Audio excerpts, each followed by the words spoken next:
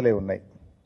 దేవుళ్ళ మీద ఒట్లు పెట్టి మోసం చేసింది చాలదన్నట్టు ఇప్పుడు 26 జనవరి అంటే ముఖ్యంగా రాజ్యాంగం అమల్లోకి వచ్చినటువంటి దినం. భారతదేశ ప్రజలందరూ కూడా రాజ్యాంగం అనేది దైవ సమానంగా చూస్తారు ఈ దేశ ప్రజలు.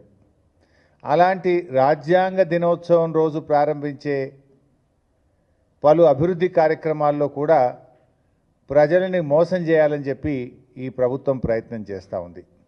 ఇది చాలా దుర్మార్గం.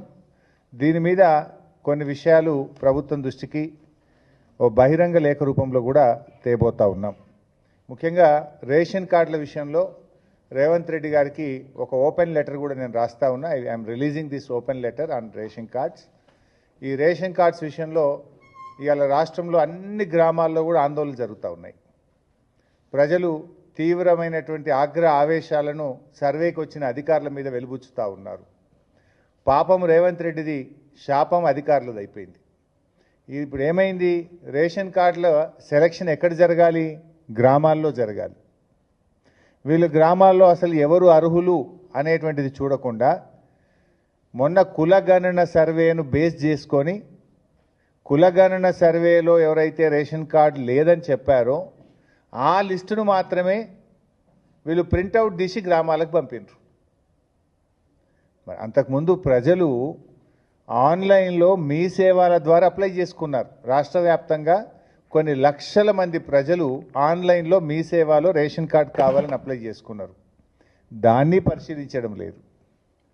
గతంలో ప్రజాపాలన దినోత్సవాలనే పేరిట ప్రజల నుంచి దరఖాస్తులు తీసుకున్నది కాంగ్రెస్ ప్రభుత్వం. అప్పుడు కూడా రేషన్ కార్డులు కావాలని దాదాపు 11 లక్షల మంది ప్రజలు ఈ రాష్ట్రంలో రేషన్ కార్డుల కోసం దరఖాస్తులు పెట్టారు. ఆ దరఖాస్తులన్నీ చెత్తబుట్టల పాలు చేసిండ్రు. కనీసం ఆన్లైన్ కూడా చేయలేదు. ప్రజాపాలనలో 11 లక్షల దరఖాస్తులు రేషన్ కార్డుల కోసం వస్తే కట్టలు కట్టి అటకెక్కిచ్చిండ్రు లేదా చెత్తబుట్టల పాలు చేసిండ్రు. ప్రజాపాలనలో పెట్టిన దరఖాస్తులను ఎందుకు పరిశీలించడం లేదు అని బీఆర్ఎస్ ప్రశ్నిస్తుంది. ఆన్లైన్లో మీ సేవలో అప్లై చేసుకున్న దరఖాస్తులను ఎందుకు ఈ ప్రభుత్వం పరిశీలించడం లేదు అని బీఆర్ఎస్ ప్రశ్నిస్తుంది. మీరు కేవలం కుటుంబ సర్వేలో రేషన్ కార్డు లేదన్న దరఖాస్తులను మాత్రమే మీరు పంపించారు. ఆ రోజు కుటుంబ సర్వే చేసేటప్పుడు రేషన్ కార్డుతో ముడిపెట్టారా? ఆ రోజు కులగణన సర్వే మీరు చేసేటప్పుడు ఇది ఆప్షనల్, బలవంతం లేదు. ఇష్టం ఉన్న వాళ్ళు మాత్రమే సర్వేలో పాల్గొనవచ్చును. మీకు నచ్చిన సమాచారం మాత్రమే ఇవ్వండి. అన్ని ప్రశ్నలకు సమాధానం ఇవ్వకపోవడం మీ ఇష్టం. మీకు నచ్చిన సమాచారం మాత్రమే ఇవ్వండి అని ఆ రోజు ప్రభుత్వం చెప్పింది.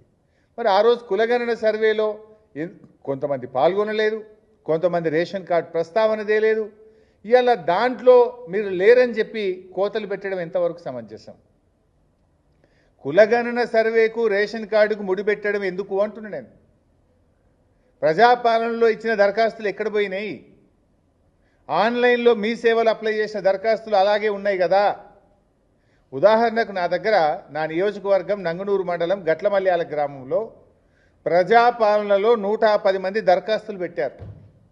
ఇవాళ ఆ ఊరికి 40 మంది మాత్రమే లిస్టు అధికారులకు వచ్చింది.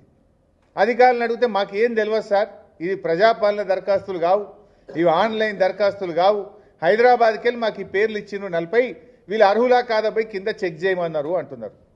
మరి ఆ 110 మంది ఏం కావాలి అంటే ఈ రకంగా ఇలా రాష్ట్రం అంతా కూడా ప్రజలు తీవ్రమైనటువంటి ఆందోళనలో ఉన్నారు.